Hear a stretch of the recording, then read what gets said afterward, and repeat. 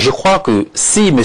Chiroma n'avait aucune légitimité, aucune crédibilité, s'il était un citoyen lambda, comme tout le monde, je crois que ces appels ne devaient intéresser personne.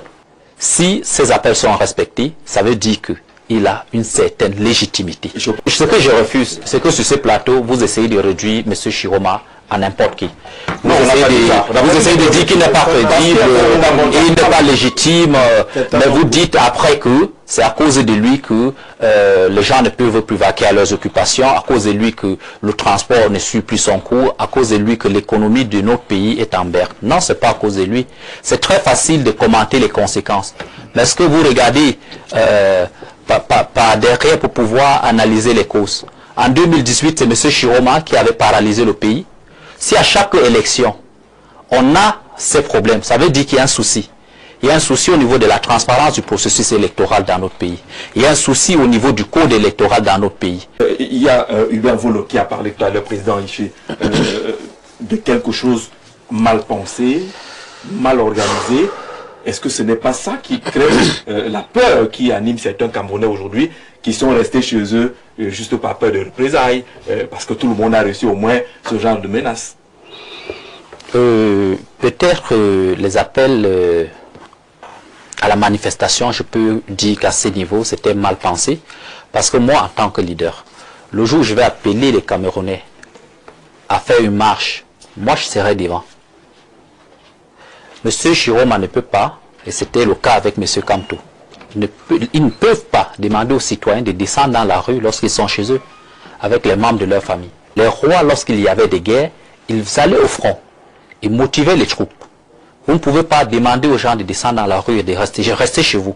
Vous ne pouvez pas demander aux gens d'aller dans la rue sans des personnes qui vont les encadrer, les têtes de file, qui vont dire par exemple, marchons d'ici à ici, scandons tel slogan, chantons tel message, etc., etc. Donc du coup, les gens se retrouvent dans la rue, il y a du désordre, parce qu'en absence de coordination, c'est clair qu'il y aura du désordre. À ce niveau, je pense que c'était mal organisé. Par contre, en ce qui concerne les appels aux villes mortes, je crois que si M.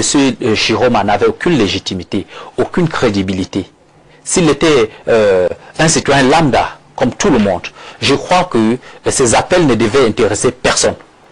Si aujourd'hui, parce que lui et ses partisans... Il n'est pas un citoyen lambda, c'est quand même quelqu'un qui a 35%. Vous pensez que les villes mortes sont observées dans le nouveau parce que les oui, tout à fait. Parce que s'il vous plaît, parce qu'on veut nous faire croire que... Moi, je suis sorti, je suis venu. Me voici à rester chez eux. Monsieur, une marque de légitimité pour tirer. Monsieur, pas peur pour leur... Monsieur, vous et moi, nous sommes sortis de nos domiciles pour ici. Oui. Nous n'avons eu aucun souci en route. Mais ça veut dire quoi? Parce que ça veut dire que notre sécurité. Alors, ça veut dire que monsieur Chiroma a lancé ses appels. Si ces appels sont respectés, ça veut dire qu'il a une certaine légitimité. Je pensais que les enfants qui sont gardés à la maison, maintenant, c'est pas respect à un appel. Maintenant, les enfants qui sont pas là à l'école. Ce que je veux dire, c'est que bien sûr, si les enseignants ne vont pas enseigner, les enfants iront faire quoi à l'école? Moi, je dis et j'insiste sur le fait que... Non, s'il vous plaît, c'est le débat contradictoire. Souffrez de supporter. C'est mon temps de parole. Ce que je refuse, c'est que sur ce plateau, vous essayez de réduire M. Chiroma à n'importe qui. Vous essayez de dire qu'il n'est pas crédible, il n'est pas légitime, mais vous dites après que c'est à cause de lui que les gens ne peuvent plus vaquer à leurs occupations, à cause de lui que le transport ne suit plus son cours, à cause de lui que l'économie de notre pays est en berne. Non, c'est pas à cause de lui. C'est très facile de commenter les conséquences. Mais est-ce que vous regardez par derrière pour pouvoir analyser les causes? En 2018, c'est M. Chiroma qui avait paralysé le pays. Si à chaque élection, on a ces problèmes, ça veut dire qu'il y a un souci. Il y a un souci au niveau de la transparence du processus électoral dans notre pays. Il y a un souci au niveau du code électoral dans notre pays. Parce qu'à chaque élection, les gens sortent. Le président, en chutant justement, vous évoquez ces aspects-là qui ont déjà été évoqués, qui seront toujours évoqués. Le code électoral, la transparence souhaitée par les uns et les autres. Mais est-ce qu'il n'y a pas également un souci de sincérité? C'est ça. Avec que, logiquement, vous sentez que vous avez perdu l'élection, mais vous actionnez un levier, d'autres leviers. Pour quel but? Actionner d'autres leviers pour quel but? On nous a fait comprendre que M. Chiroma faisait tout ce qu'il faisait parce qu'il voulait ajouter le titre président à son CV. Je crois que c'est pas bien de faire la caricature. J'en viens. Est-ce qu'on ne peut pas convoquer également la sincérité qui semble manquer aux hommes politiques aussi? Reconnaître que je n'ai pas gagné, j'ai échoué, et on avance, on passe à autre chose. Oui, ben avant, je voulais dire que la caricature n'aide personne. Que ce soit M. Kamto, que ce soit M. Chiroma, ce sont des personnes qui ont une vie accomplie. Il faut le noter, il y a des gens qui pensent aux autres. C'est-à-dire qu'il est dans le confort, mais il faudrait que tout le monde soit dans un minimum de confort. Voilà pourquoi certaines personnes luttent dans ce pays. Il faut le reconnaître et il faut saluer cela. Maintenant, en ce qui concerne le processus électoral, je suis très d'accord. Il est important pour les acteurs camerounais d'être sincères et cohérents. Merci. Vous avez vu un monsieur Kamto qui, avant son entrée dans l'opposition, avait dit que lorsque le Conseil constitutionnel donnait son verdict, on devait les considérer comme des dogmes. Après, lui, il est venu remettre en cause les décisions du Conseil constitutionnel. Lorsque M. Chiroma, en 2018, pendant qu'on se battait avec M. Kamto pour justifier sa victoire, il a dit, M. Chiroma, il était ministre de la communication, que pour justifier la victoire d'une élection présidentielle dans notre pays, il faudrait que vous ayez les PV de tous les bureaux de vote x2. Et à l'époque, on avait 25 000 bureaux de vote. Donc, il demandait 50 000 PV à M. Kamto pour justifier sa victoire. Aujourd'hui, est-ce que lui, il a les 31 000 poussières de PV x2 pour justifier sa victoire? La réponse est probablement non. À ce niveau, j'invite les acteurs camerounais à être sincères, à être cohérents et à être vrais. Il n'est pas bien de verser dans la manipulation. Si aujourd'hui, il revendique sa victoire sans les PV, ça veut dire qu'il pense qu'on peut revendiquer une victoire sans les PV. Pourquoi lui, hier, quand M. Kamto revendiquait sa victoire sans les PV, il disait que non, c'est impossible de revendiquer une victoire sans les PV. C'est un sérieux problème qui met en cause la crédibilité de nos acteurs politiques. Ce qui décourage même en réalité les Camerounais sur les hommes politiques que nous sommes. Et aujourd'hui, je vais vous dire une chose. Lorsque quelqu'un ne croit pas en vos propos, il va vous dire que vous me faites la politique.